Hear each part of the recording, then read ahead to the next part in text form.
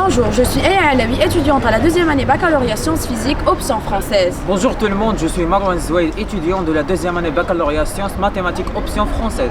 Bonjour, je m'appelle Nadal Razi, étudiante de la deuxième année bac sciences mathématiques, option française. Encadré par notre professeur Hafid Brer, professeur de l'histoire-géographie. Nous représentons notre lycée Esdir dans la compétition La Goutte d'Or organisée par l'ICHED. Sur le thème « Je suis meilleur que toi par le sexe ». Pour le plan de notre présentation, nous allons commencer par une introduction générale, puis nous allons présenter les objectifs, la méthodologie, les matières de base, outils et méthodes, les constats, analyse, interprétation, proposition de solutions et enfin une conclusion.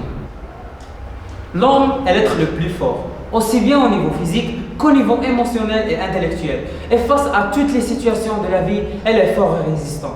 Cependant, la femme est faible, fragile, et son arme la plus féroce, les larmes. Je suis meilleur que toi.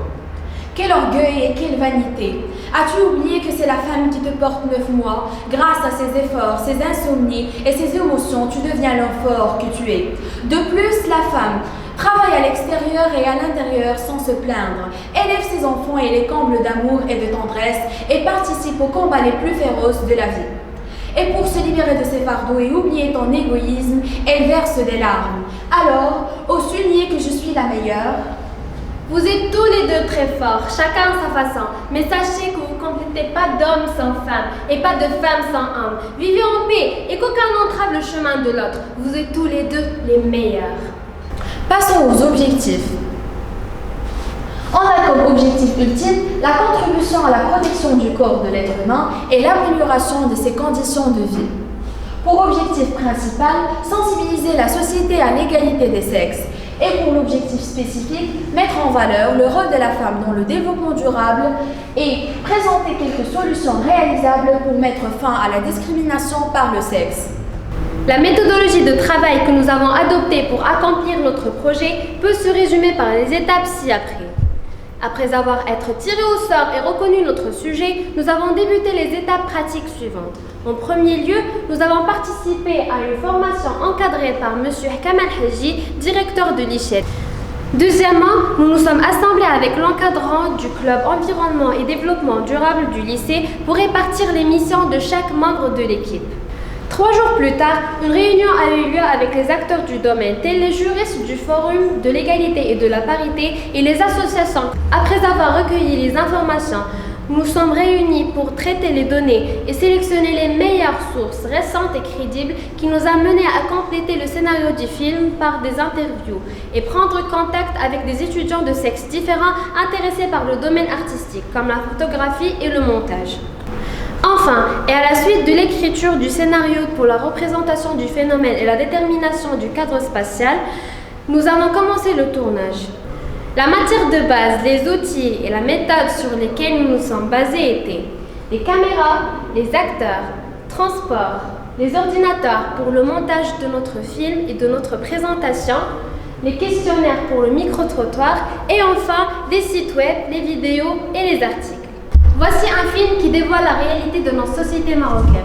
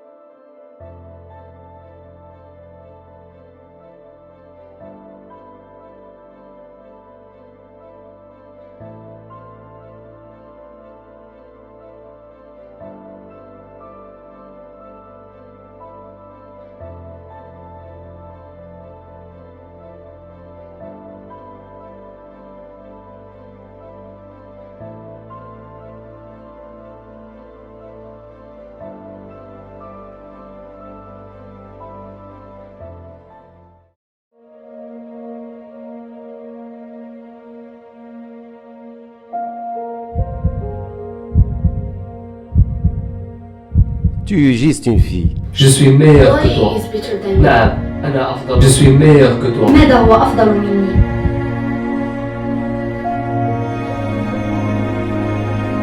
إنه ولد، إنه ذكر. أنت فقط مجرد فتاة. إنك مجرد فتاة. مجرد فتاة. أنا خير منك.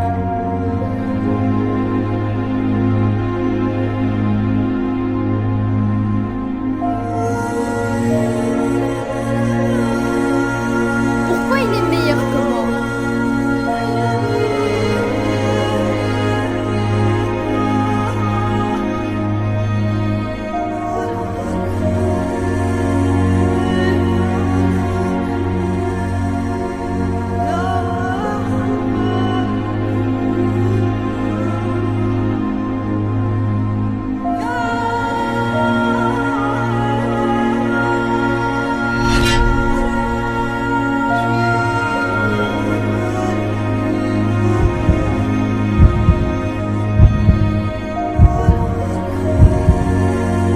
علاش هو أحسن؟ نعم أنا أفضل منك.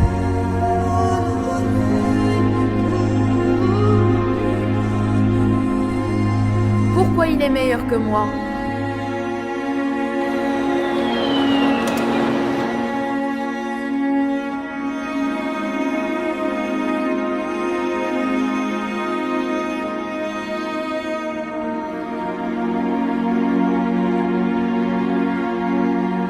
علاش هو ديما أحسن مني؟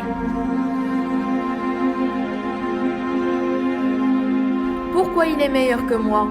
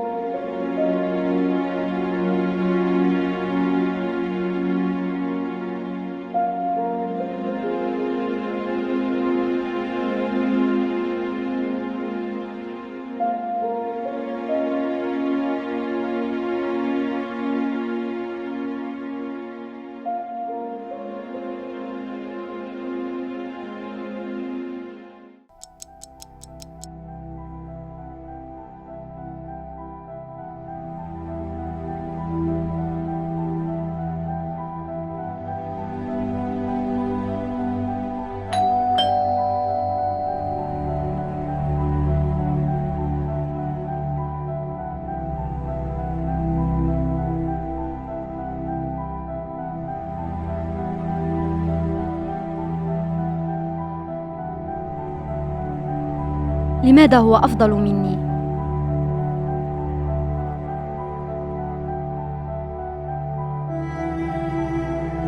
Pourquoi il est meilleur que moi?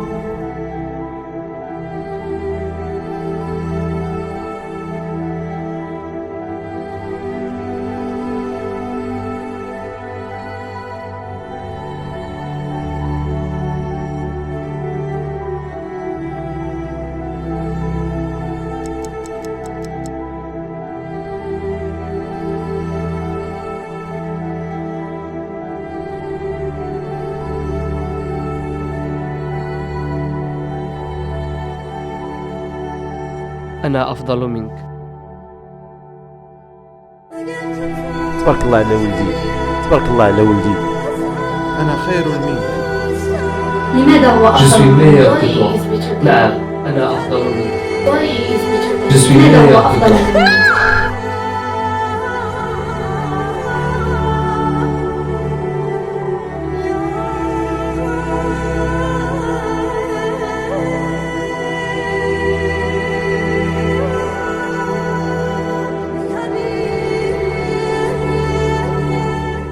Pour analyser notre projet, nous allons commencer par des définitions fondamentales, telles que le genre, l'égalité des sexes et le sexisme. Le genre.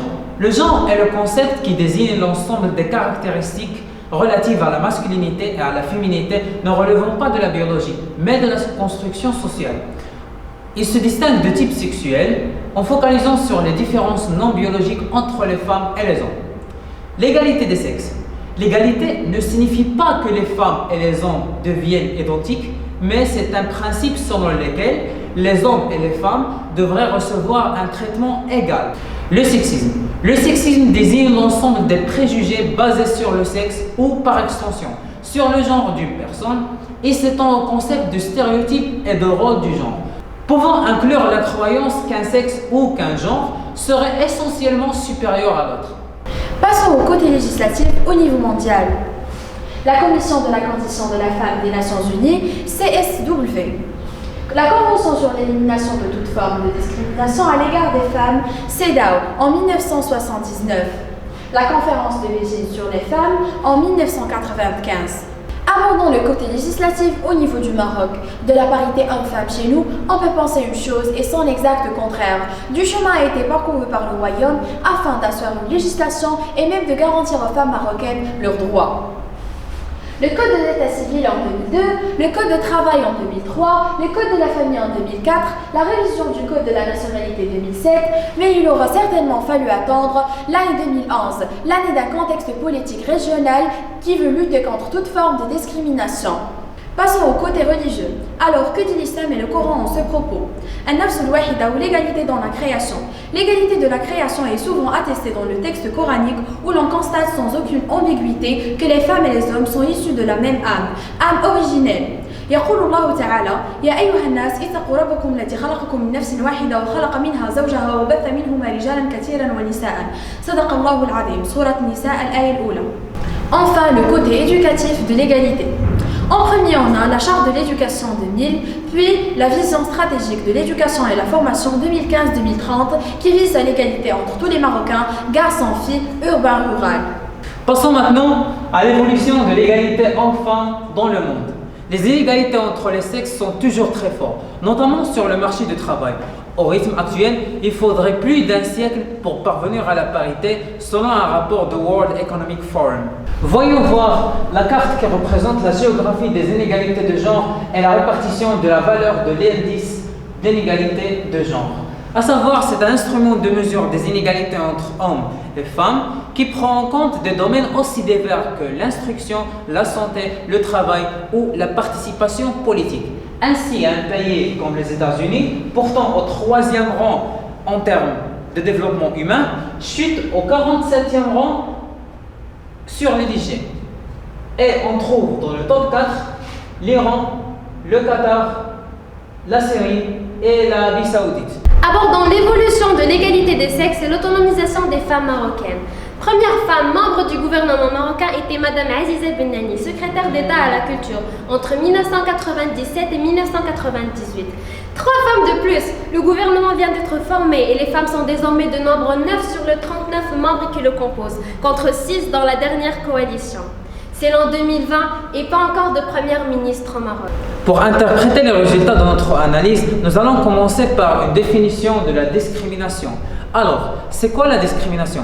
C'est tout simplement le fait de séparer et de traiter un groupe de personnes différemment des autres, souvent de façon moins bonne. Quelle est la cause de ce fléau?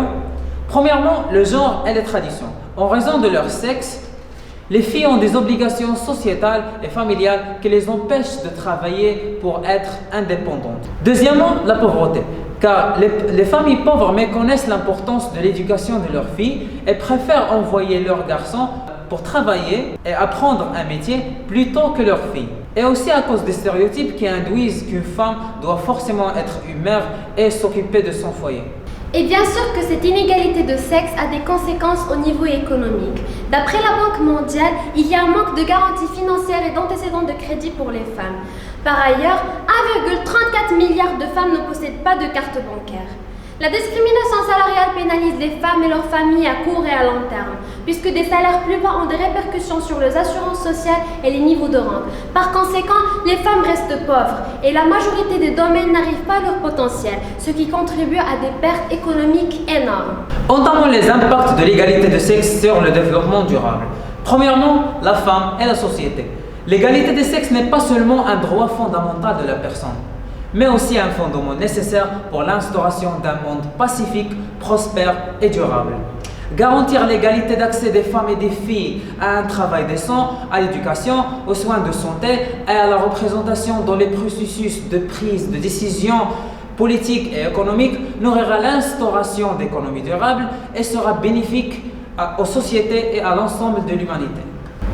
Deuxièmement, la femme et l'économie. Comme les liens entre la croissance économique et l'autonomisation des femmes ne sont pas bien compris, l'égalité des sexes doit continuer à être défendue comme un objectif en soi. D'après la Banque mondiale, les femmes effectuent 66% du travail mondial et prennent 80% des décisions d'achat.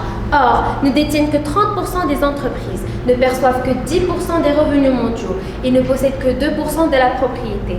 De plus, nous gaspillons un potentiel énorme en marginalisant les droits des femmes. Comme nous refusons la possibilité de sortir des millions d'hommes, de femmes et d'enfants de la pauvreté, sans parler de la chance d'un monde juste et équitable. Par contre, lorsque les femmes entrepreneurs ont en leur possession les outils, le savoir et les opportunités de financement, la prospérité augmente, la croissance économique est stimulée et tout le monde est gagnant. Troisièmement, la femme et l'environnement. Les femmes jouent un rôle important dans la préservation de l'environnement, des ressources naturelles et dans la promotion du développement durable. Par exemple, la responsabilité principale de subvenir aux besoins du foyer pèse sur la femme et celle-ci détermine en grande partie les tendances de consommation. En outre, elle joue un rôle fondamental dans la gestion des ressources naturelles, des productions durables et écologiquement rationnelles. Pour résumer cet axe, quand la femme est respectée et bien traitée, elle peut bien éduquer ses enfants qui seront correctement nourris, soignés et iront à l'école. Ils coûteront donc moins à la société en frais médicaux et auront un travail. Bref, la femme est l'avenir des sociétés qui veulent s'enrichir. Passons aux solutions. Promouvoir l'égalité des sexes et éliminer les stéréotypes sexistes qui freinent le développement durable. Nous devons compter le nombre de mariages d'enfants et de grossesses adolescentes. Surveiller qui a son mot à dire dans la planification familiale, surveiller les conditions de travail, notamment le pourcentage de femmes au poste de direction. Analyser la formation des enseignants et ce que les manuels et les programmes scolaires apprennent à nos enfants chaque jour. Pour conclure, je vous rappelle, mesdames et messieurs, que notre cible était de sensibiliser les gens à propos de l'égalité des sexes. Est-ce que nous avons vraiment pu accomplir cet objectif ? Nous pensons que ce but est partiellement achevé, puisque la plupart des gens ont une idée sur le thème. Mais la contribution de l'éducation et de la société reste indispensable pour parvenir à l'égalité des sexes. Nous voudrons exprimer nos remerciements sincères pour l'amabilité du staff administratif et éducatif de notre lycée Ejdir. L'équipe technique, Badr, Mohamed, aussi prof Soumia Al-Boutouli, les acteurs et leurs familles, l'association Banin et notre collègue Fatim Zahra Chihmaoui. Nous voudrons aussi remercier nos chers parents et Ichet pour nous attribuer cette opportunité de forger notre personnalité et nos compétences intellectuelles. Nous espérons que notre présentation a été à la hauteur de vos attentes. Et merci pour votre attention.